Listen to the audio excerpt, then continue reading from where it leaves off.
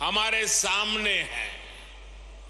अमृत काल में हमारी जिम्मेदारी है कि हम अपनी विरासत को भी आगे बढ़ाएं और अतीत से सबक भी लें। एक राष्ट्र के रूप में हमने हजारों वर्षों की यात्रा की है।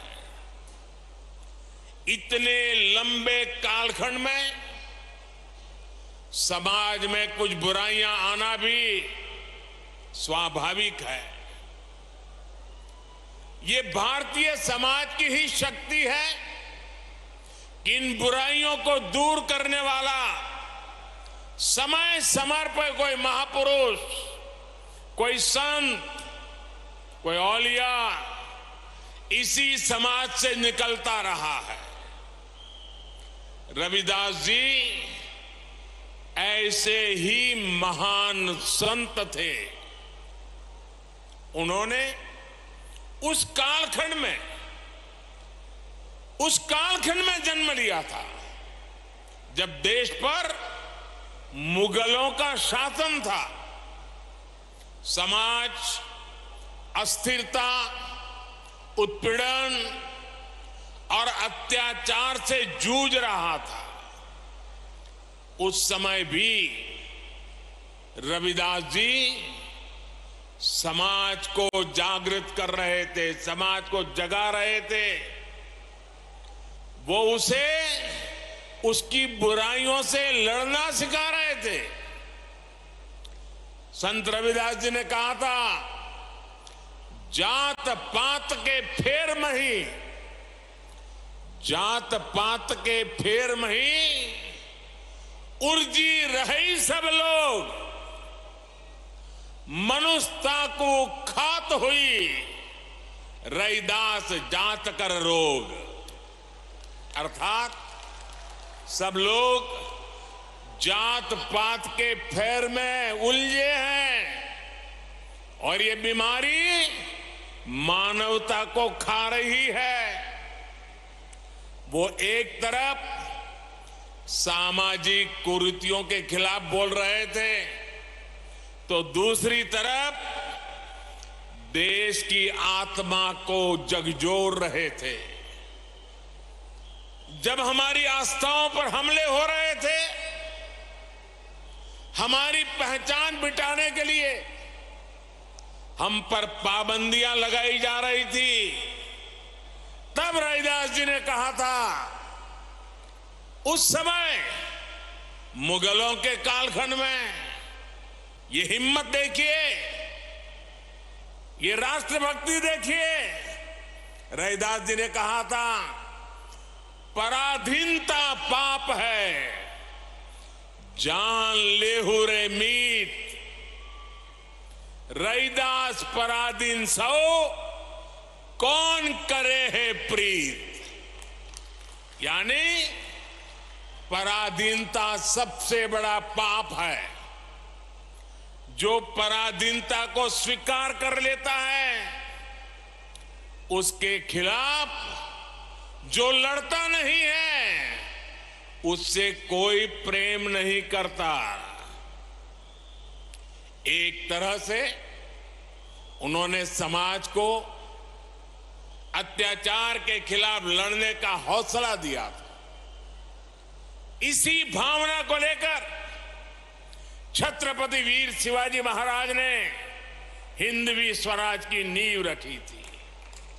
यही भावना आजादी की लड़ाई में लाखों लाख स्वाधीनता सेनानियों के दिलों में थी और इसी भावना को लेकर आज देश गुलामी की मानसिकता से मुक्ति के संकल्प पर आगे बढ़ रहा है।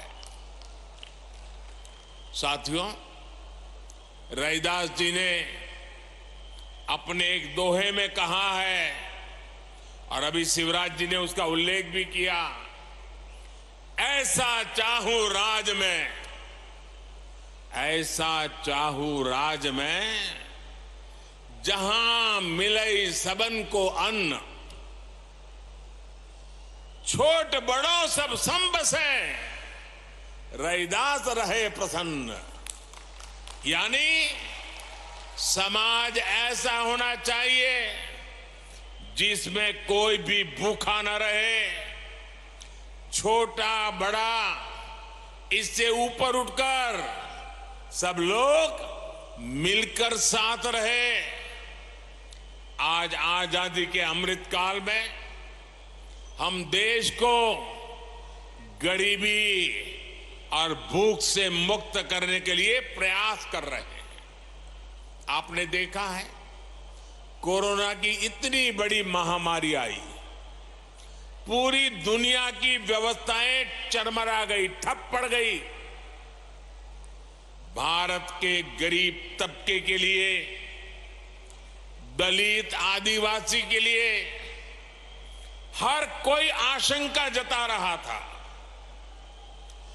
कहा जा रहा था कि 100 साल बाद इतनी बड़ी आपदा आई है, समाज का ये तबका कैसे रह पाएगा।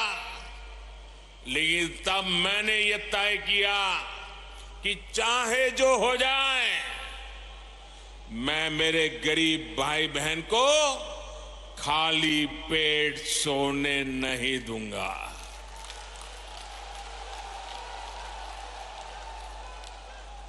दोस्तों, मैं भली भांति जानता हूं कि भूखे रहने की तकलीफ क्या होती है। मैं जानता हूं कि गरीब का स्वाभिमान क्या होता है। मैं तो आपके ही परिवार का सदस्य हूं। आपका सुख दुख समझना मुझे किताबें नहीं ढूंढनी पड़ती। इसलिए हमने प्रधानमंत्री गरीब कल्याण अन्न योजना शुरू की। 80 करोड़ से ज्यादा लोगों को मुफ्त राशन सुनिश्चित किया। और आज देखिए, हमारे इन प्रयासों की तारीफ पूरी दुनिया में हो रही है। साथियों, आज देश गरीब कल्याण की जितनी भी बड़ी योजनाएं चला रहा है, उसका सबसे बड़ा लाभ दलित, पिछड़ा, आदिवासी समाज को ही हो रहा है। आप सब अच्छे से जानते हैं, पहले की सरकारों के समय जो योजनाएं आती थी वो चुनावी मौसम के हिसाब से आती थी। लेकिन हमारी सोच है कि जीवन के हर पड़ाव पर देश दलित, वंचित, पिछड़े, आदिवासी, महिलाएं, इन सब के साथ खड़ा हो। हम उनकी आशाओं, आकांक्षाओं को सहारा दें। आप देखिए, जरा योजनाओं पर नजर करेंगे तो पता चलेगा। बच्चे के जन्म का समय होता है तो मातृ वंदना योजना के जरिए गर्भवती माता को 6,000 रुपये दिए जाते हैं ताकि मां बच्चा स्वस्थ रहे। आप भी जानते हैं कि जन्म के बाद बच्चों को बीमारियों का, संक्रामक रोगों का खतरा होता है। गरीबी के कारण दलित, आदिवासी बस्तियों में इनकी सबसे ज्यादा मार होती है। आज नवजात बच्चों की पूरी सुरक्षा के लिए मिशन इंद्रधनुष चलाया जा रहा है। बच्चों को सभी बीमारियों से बचने के लिए टीका लगे, ये चिंता सरकार करती है। मुझे संतोष है कि बीते वर्षों में 5.5 करोड़ से अधिक माताओं और बच्चों का टीकाकरण किया जा चुका है। साथियों, आज हम देश के 7 करोड़ भाई बहनों को सिकल सेल एनीमिया से मुक्ति के लिए अभियान चला रहे हैं। देश को 2025 तक टीबी मुक्त बनाने के लिए काम हो रहा है। कालाजार और दिमागी बुखार का प्रकोप धीरे धीरे कम हो रहा है। इन बीमारियों से सबसे ज्यादा दलित, वंचित, गरीब परिवार वही इसके शिकार होते थे। इसी तरह अगर इलाज की जरूरत होती है तो आयुष्मान योजना के जरिए अस्पतालों में मुफ्त इलाज की व्यवस्था की गई है। लोग कहते हैं मोदी कार्ड मिल गया है, 5 लाख रुपए तक अगर कोई बीमारी को लेकर के बिल चुकाना है तो ये आपका बेटा कर देता है। साथियों, जीवन चक्र में पढ़ाई का बहुत महत्व है। आज देश में आदिवासी बच्चों की पढ़ाई के लिए अच्छे स्कूलों की व्यवस्था हो रही है। आदिवासी क्षेत्रों में 700 एकलव्य आवासीय स्कूल खोले जा रहे हैं। उन्हें सरकार पढ़ाई के लिए किताबें देती है, स्कॉलरशिप देती है। मिड डे मील की व्यवस्था को बेहतर बनाया जा रहा है ताकि बच्चों का अच्छा पोषण वाला खाना मिले। बेटियों के लिए सुकन्या समृद्धि योजना शुरू की गई है ताकि बेटियां भी बराबर से और बराबरी से आगे बढ़े। स्कूल के बाद हायर एजुकेशन में जाने के लिए SC, ST, OBC युवा युवतियों के लिए अलग से स्कॉलरशिप की व्यवस्था की गई है।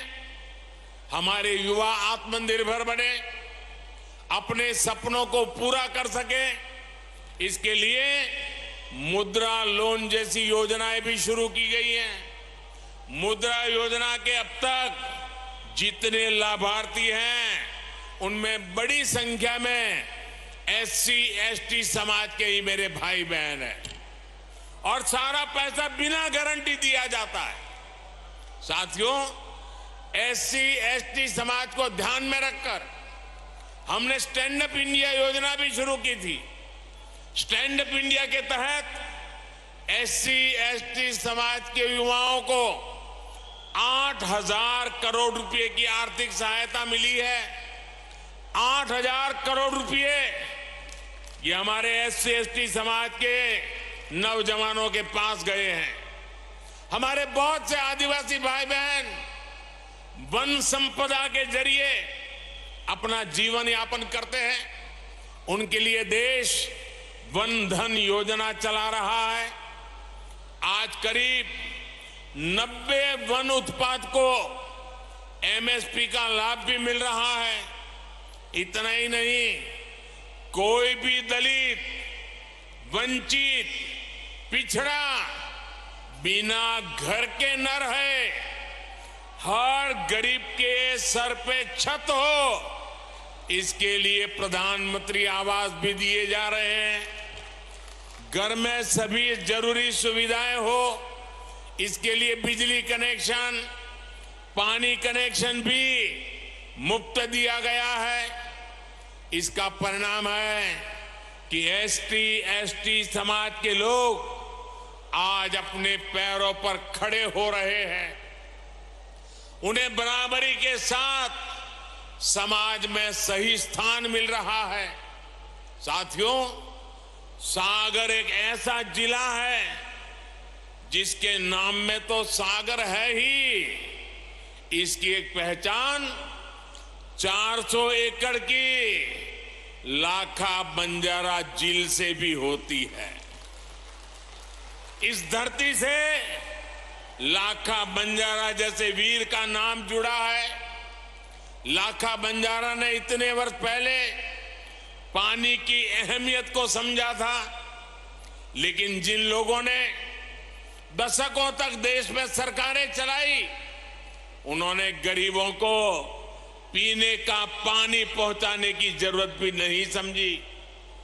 ये काम भी जल जीवन मिशन के जरिए हमारी सरकार जोरों पर कर रही है।